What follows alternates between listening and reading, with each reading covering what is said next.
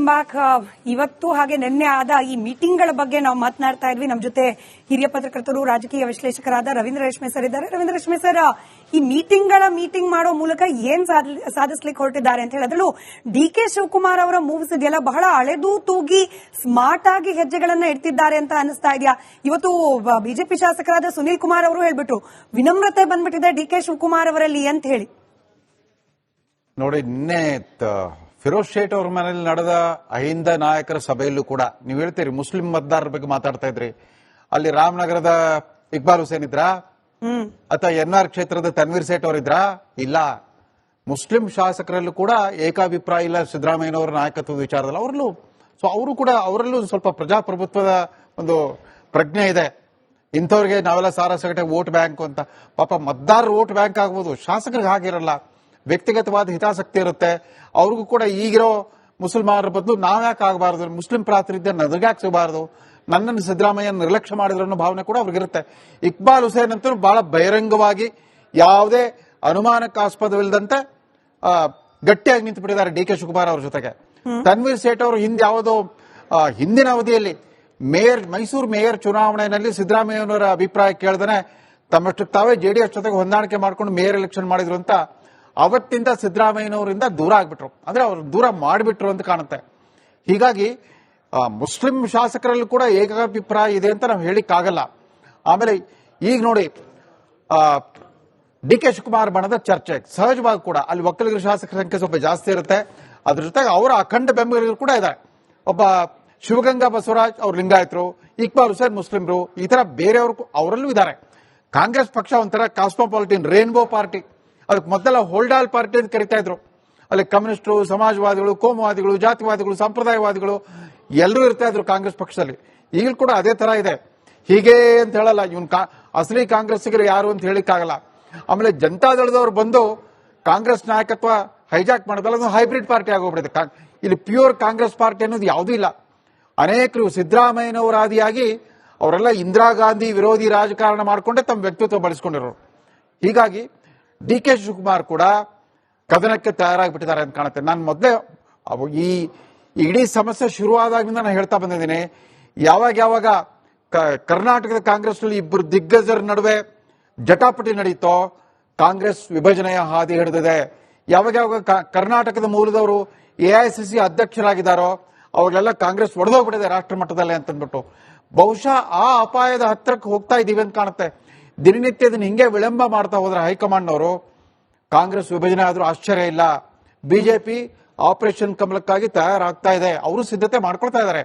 BJP high command ನಿಂದ ಬಂದಿರೋ ಮಾಹಿತಿ ನೋಡಿದ್ರೆ ಎಲ್ಲ ಒಂದ್ ಕಡೆ ಡಿ.ಕೆ. ಶಿವಕುಮಾರ್ ಬದಲು ಅವರು ಸಿದ್ದರಾಮಯ್ಯನವರ ಬಣದ ಜಾರಕಿಹೊಳಿ ಅವರ ಜೊತೆಗೆ ಹೆಚ್ಚಿನ ಸಂಪರ್ಕ ಇದೆ ಅಂತೆ. ಜಾರಕಿಹೊಳಿ ಅವರು ಆಗಾಗ ಮುಂಬೈಗೆ ಹೋಗ್ಬಿಟ್ಟು ಫಡ್ನವೀಸ್ ಅವ್ರ ಹತ್ರ ಮಾತಾಡ್ಕೊಂಡ್ ಬಂದಿರ್ತಾರೆ.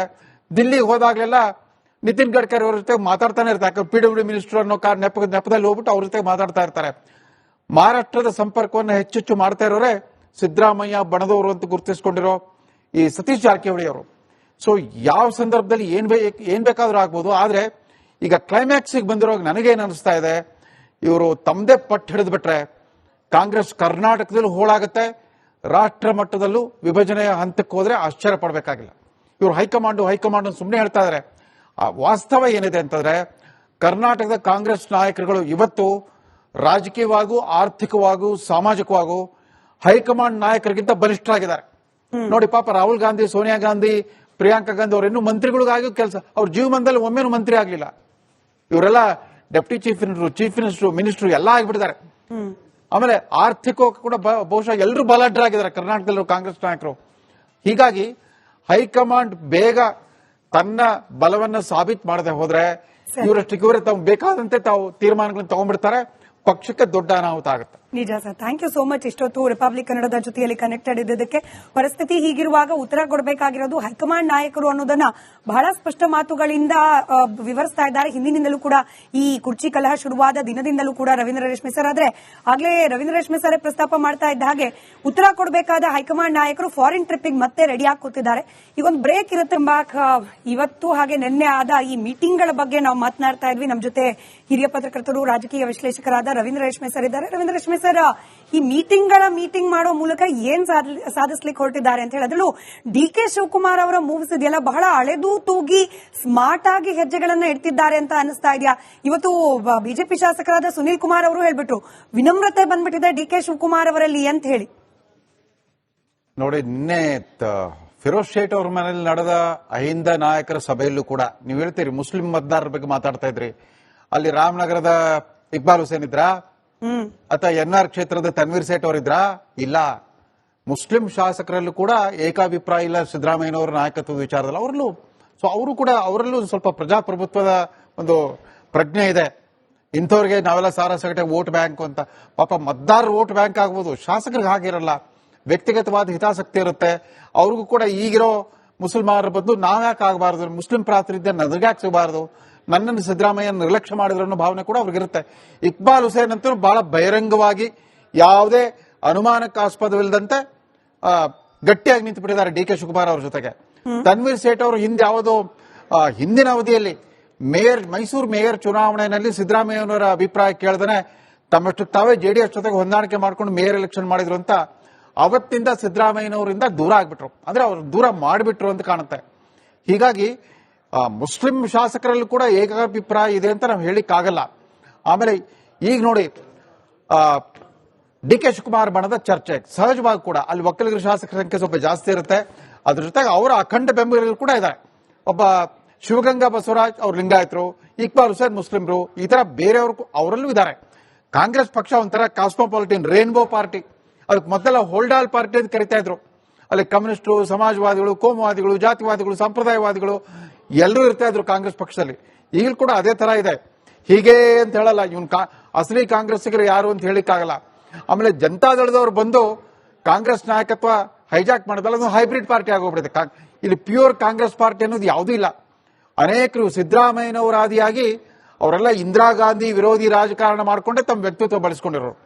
ಹೀಗಾಗಿ ಡಿ.ಕೆ. ಶಿವಕುಮಾರ್ ಕೂಡ ಕದನಕ್ಕೆ ತಯಾರಾಗಿಬಿಟ್ಟಿದ್ದಾರೆ ಅಂತ ಕಾಣುತ್ತೆ. ನಾನು ಮೊದಲೇ ಈ ಇಡೀ ಸಮಸ್ಯೆ ಶುರುವಾದಾಗಿಂದ ನಾನು ಹೇಳ್ತಾ ಬಂದಿದ್ದೀನಿ, ಯಾವಾಗ ಕರ್ನಾಟಕದ ಕಾಂಗ್ರೆಸ್ನಲ್ಲಿ ಇಬ್ಬರು ದಿಗ್ಗಜರ ನಡುವೆ ಜಟಾಪಟಿ ನಡೀತೋ ಕಾಂಗ್ರೆಸ್ ವಿಭಜನೆಯ ಹಾದಿ ಹಿಡಿದಿದೆ.